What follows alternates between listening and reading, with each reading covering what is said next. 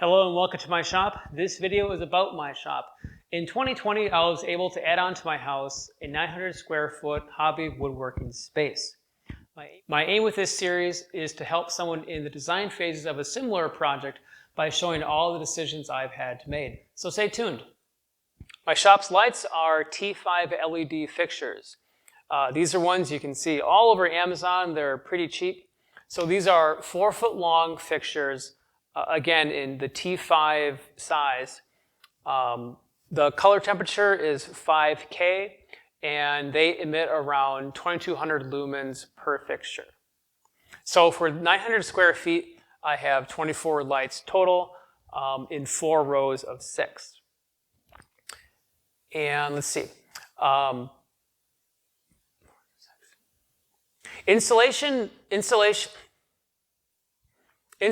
is pretty easy with these guys. There's little metal clips that come with the fixtures and then a little number 6 wood screw they're supposed to screw into whatever. They're really not designed for drywall, but the lights are so lightweight that I was able to simply screw those little screws up into the drywall ceiling with nary a problem. Spacing them out, I use 4-foot cables that plug into each end of the lights. And then as for powering them, I simply had the electricians put in an outlet on either end of the room on the lighting circuit, and I just plugged the things right into that outlet. And then the outlets are, of course, switched by the doors. It's a very simple configuration.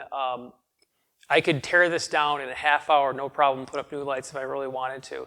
And maybe the best thing of all is that the asshole building inspector didn't have a problem with the lights at all.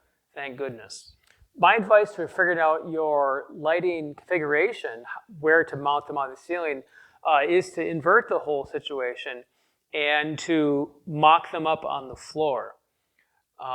You can play with different orientations, going across the short axis or the long axis of your room, doing star patterns, whatever, without screwing into the ceiling all the time. I found that this simple orientation of these long rows worked the best for this space, but you never know. Here's a shot of where the rows of lights plug into their dedicated outlet. As you can see, there's 2 plugs here for the far and third row of lights, and that's because I have the lights cut into 2 halves. So on the other end of the room, there's a very similar outlet with 2 more plugs. And so I have the lights basically set up for high brightness and low brightness. I'll show you what that looks like.